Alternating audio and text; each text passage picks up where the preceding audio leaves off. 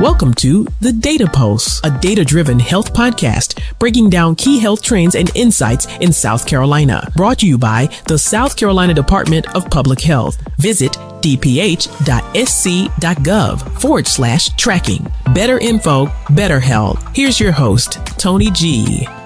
Welcome inside this edition of the Data Pulse. SC Tracking strives to provide a network of integrated health and environmental data to reduce the burden of environmental health-related conditions for South Carolinians. SC Tracking offers a portal of health and environmental data, making it easier to access, track, and study potential relationships between South Carolina's environment and health. Today, we talk with Jessica Threatt. She's from the South Carolina Department of Public Health, Bureau of Chronic Disease and Injury Prevention. It's South Carolina, it's summertime, and it's hot. Today, we talk about heat-related hospitalizations in South Carolina and more after this. Are you looking for accurate data for school projects, grant applications, or business presentations? SC Tracking has that. Go to dph.sc.gov/SC Tracks. SC Tracking tracks state and county level data. It's easy to get started. Visit dph.sc.gov/SC Tracks. Better info, better health. Brought to you by the South Carolina Department of Public Health. Welcome inside the Data Pulse. Do you ever have red flushing skin while you're out in the heat? Well, that could be more than sunburn. It could be your body's cry for help. When your skin turns hot and red, your core temperature may be climbing dangerously high. Step into the shade, drink water, and cool down immediately. Don't take the heat lightly. Know the signs and stay safe. We're talking that and more today with Jessica Threatt from the South Carolina Department of Public Health, Bureau of Chronic Disease and Injury Prevention. First of all, thanks for joining us today. It's your first time with us, so let us know about you, where you're from, and tell us how you got into this area of study. Hello, my name is Jessica Threatt. I'm from the small town of Great Falls, South Carolina. I work for the Department of Public Health as an epidemiologist, and I am part of the tracking program. All right, Jessica, of course, just in time as the summer has started, we're going to talk a little bit about heat-related type things. And one of the things we want to start with is that heat-related hospitalizations across South Carolina are on the rise. Let's talk more about that and who's most at risk and what are some of those warning signs when you can find yourself in trouble. Yes, hot days are ahead. So to get ahead of that, we want to look out for 4 different types of heat-related illnesses, which are heat rash, heat cramps, heat exhaustion, and heat stroke. Some of these conditions, you have to go to the emergency department or become hospitalized. And in 2022, there were 209 hospitalizations and 1,814 emergency department visits for heat-related illness in South Carolina. And that was in 2022 from May to September. So it is vital we recognize those signs and symptoms.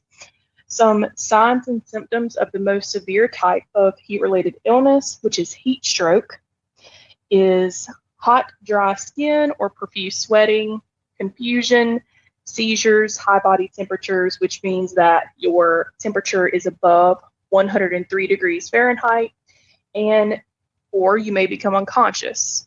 An action, if you recognize those signs or symptoms, is to call 911 immediately and then move yourself or that person who is experiencing those symptoms to a cool area, cool rapidly with water, ice packs, or fans, and do not give fluids if they or you are unconscious, obviously. Summertime in South Carolina got to keep you guys safe. We'll talk more about maybe the types of things that you should be wearing and more UV numbers to discuss and more coming up after this. It seems like data is everywhere these days, but is it reliable?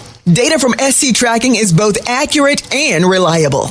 It's easy to find, easy to use, and has a guide to help you find the information you need. Visit dph.sc.gov/SC Tracks. Do you want to compare health conditions in your county to the rest of your state? SC Tracking tracks that. Maybe you're concerned about air quality where you live. SC Tracking tracks that. Or maybe you're interested in rates of different types of cancer in your county. SC Tracking tracks that too. Visit the SC tracking website at dph.sc.gov/SC tracks and try it out. Better info, better health. Brought to you by the South Carolina Department of Public Health. Welcome back to the Data Pulse. We are talking with Jessica Threatt today. And feeling wobbly or weak after some time in the sun, trouble walking or standing, that could be a sign of heat exhaustion or heat stroke. Sit down in the shade, sip some cool water, and rest. Summer fun is great, but not at the cost of your health. Know your body, know the signs, and beat the heat before it beats you. So UV exposure is something that, of course, is another big thing right now. Let's just talk about that a little bit. And the types of things we should be putting on. There are all types of numbers and things concerning what you should be putting on as far as sunscreen, things of that nature. Talk about that a little bit. Yes. So it is very important to, number one, be aware of the UV index that day and also be aware of local heat advisories. That way you can prepare and respond to that. And one of the ways, like you mentioned, is SPF. And I also want to mention staying hydrated as well. Sure. So one of the reasons we're having this conversation today is we want to make sure that you don't get yourself in a situation that you have some long-term health effects, but also put yourself in immediate risk. So what does the data in South Carolina tell us about sun-related hospital visits? Yes. So one of the tips for prevention for heat safety and heat-related illness is, like I said earlier, hydration. We want to drink water regularly and may opt to use some electrolyte solutions during prolonged activity. Another one is acclimatizing to the environment, so generally increasing exposure to heat over 7 to 14 days. Another one is clothing, so remember to wear lightweight and light-colored and light loose-fitting clothing, as well as hats and, like we mentioned, sunscreen to reduce sun exposure.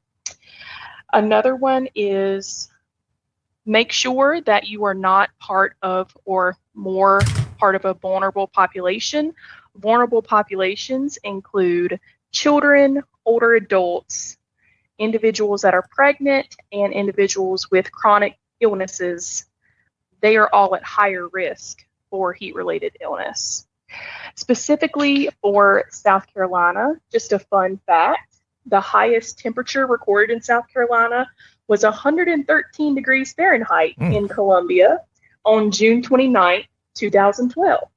And so that's just to serve as a reminder, during extremely hot and humid weather, your body's ability to cool itself is challenged. And so that's why we want to go over the prevention tips today. And it's a good time. We'll even talk heat index after this. Are you looking for accurate data for school projects, grant applications, or business presentations? SC Tracking has that. Go to dph.sc.gov/SC Tracks. SC Tracking tracks state and county level data. It's easy to get started. Visit dph.sc.gov/SC Tracks. Better info, better health. Brought to you by the South Carolina Department of Public Health. Welcome back to the Data Pulse. We've been talking with Jessica Threatt from the South Carolina Department of Public Health, Bureau of Chronic Disease and Injury Prevention, talking all things heat. So if your breathing is fast or shallow while being out in the heat, that's not normal. That could be heat stress. Your body's working overtime to cool itself down. So stop what you're doing, find a cool place, and hydrate. Don't push through it. Protect yourself from heat-related illnesses. So Jessica's been talking to us about how to keep yourself safe. As mentioned, temperatures are about to head up. I'm originally from North Carolina, never heard of heat index until I got here. So that's a brand new thing. I think even this week we're looking at a heat index at some point, possibly up to 108 degrees. So that's why we're covering some of this information on today. Where are some places that people actually find some real-time resources and alerts when it comes to dealing with the heat and dealing with the sun exposure? Yes. So of course, as mentioned previously, we want to monitor weather alerts and be aware of local heat advisories. So you can go to your news channels or radio stations. Another place is part of the tracking program. Our website is https://dph.sc.gov/tracking. That website has our heat-related illness dashboard, as well as 2 infographics that we've developed around heat-related illness. One is called Beat the Heat, which has all of the information I talked about today. And the other one is Preparing Your Home for Summer. And so that helps set your home up for success in these summer days. Now, what are some of those things, out of curiosity, setting your home up for summer? I've never heard that before. Yes. So the infographic goes over a checklist for your home. It features items like making sure your attic fan is using a powered ventilator, making sure, your curtains are sun blocking curtains, room darkening curtains, making sure that your insulation is there to keep the heat out, and doing HVAC checks and making sure your HVAC and ceiling fan are also in working condition. So once again, Jessica, before we let you go, the most important thing to consider for people as we continue through this very hot summer in South Carolina. Yes. So that would be the prevention tips that I mentioned earlier, and also looking out for the signs and symptoms of heat-related illness. That way we can take care of our loved ones and ourselves. All right, Jessica, thanks for joining us today. Thank you so much. It seems like data is everywhere these days, but is it reliable? Data from SC Tracking is both accurate and reliable. It's easy to find, easy to use, and has a guide to help you find the information you need. Visit dph.sc.gov/SC Tracks. Do you want to compare health conditions in your county to the rest of your state? SC Tracking tracks that. Maybe you're concerned about air quality where you live. SC Tracking tracks that. Or maybe you're interested in rates of different types of cancer in your county. SC Tracking tracks that too. Visit the SC Tracking website at dph.sc.gov/SC Tracks and try it out. Better info, better health. Brought to you by the South Carolina Department of Public Health. Thanks for joining us for this edition of the Data Pulse. I want to thank Jessica Threatt once again from the South Carolina Department of Health, Bureau of Chronic Disease and Injury Prevention, for sharing things with us like fainting in the heat is a major warning sign. It's not just fatigue. It could mean your body is shutting down from heat stroke. If someone passes out in hot weather, call for help immediately. While waiting, move them to a cooler place and try to lower their body temperature. Stay alert this summer. Heat safety saves lives. Listen, I want to make sure that you're checking out the SC Tracking website. SC Tracking striving to provide a network of integrated health and environmental data to reduce the burden of environmental health-related conditions for South Carolinians.